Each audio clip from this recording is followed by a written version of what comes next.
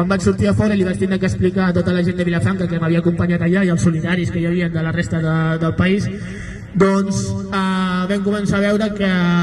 pels mitjans de televisió la portaveu del govern sortia difamant a nosaltres, al grup de suport, dient que se'ns havia proposat un ajornament,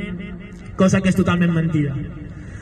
A més, durant aquest judici cal destacar que el pes de tota acusació el portava el Jordi Arassa,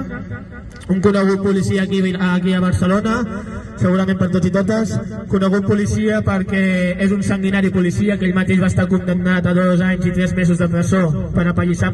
manifestants pacífiques durant el 15M. Òbviament no només no va entrar a presó, sinó que va continuar exercint com a cap antiavalot durant un temps més. I a més destacar que en aquest judici la sentència va sortir en 4 dies hàbils, cosa que ens va demostrar que estava escrita molt abans que jo m'assentés a la banqueta d'acusats. Bé, després d'aquest judici que se'm condemnés a 3 anys, 6 mesos i 1 dia de presó, doncs vam entendre que, tot i que no tenim cap tipus de confiança ni d'esperança en la justícia d'aquest estat, vam decidir presentar i esgotar totes les vies legals. Vam presentar un primer recurs al TSJ, el qual va estar desestimat, i ara, justament avui, 12 de març, el Tribunal Suprem s'assentava a deliberar sobre el recurs que havíem presentat al Tribunal Suprem. De moment encara no ens han donat notícies, però bueno, us podeu imaginar que si teníem poques esperances d'un judici polític com el que vam patir, teníem menys esperances del recurs presentat al TSJ, doncs us podeu imaginar les esperances que alberguem del Tribunal Suprem de Madrid. Com dic, ara estem a l'espera de la resolució del recurs. Aquesta taula de jutges que han decidit avui sobre el meu futur,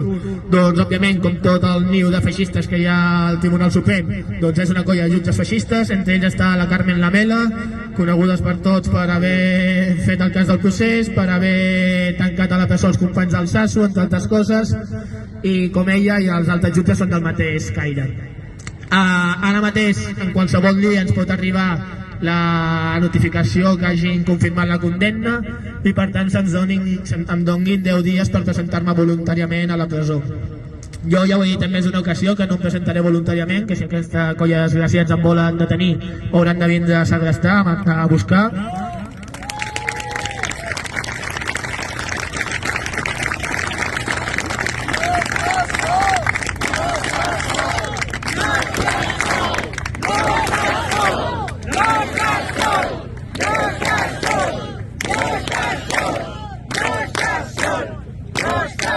Moltes gràcies.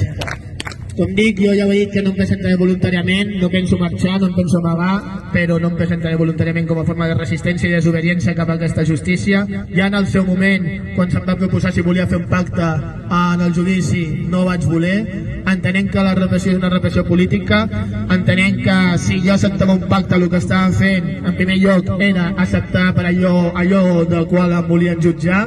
i estava fent la feina bruta als jutges i estava condemnant-me jo mateix, no només a mi sinó a tots aquells i aquelles que aquell dia estàvem defensant el dret a l'autodeterminació de Catalunya.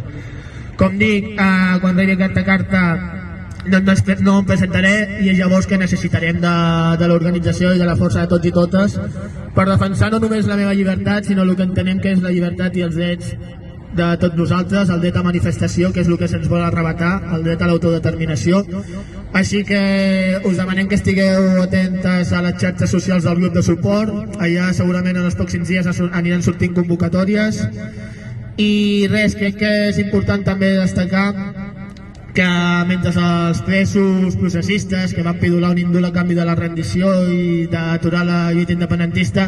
doncs encara hi ha gent com tots els que estem avui aquí que continuem al peu del canó, que continuem lluitant, que tenim molt clar quins són els nostres objectius polítics i que no defallirem fins a aconseguir-los. Així que moltes gràcies i lluitem fins a conquerir l'amnistia total.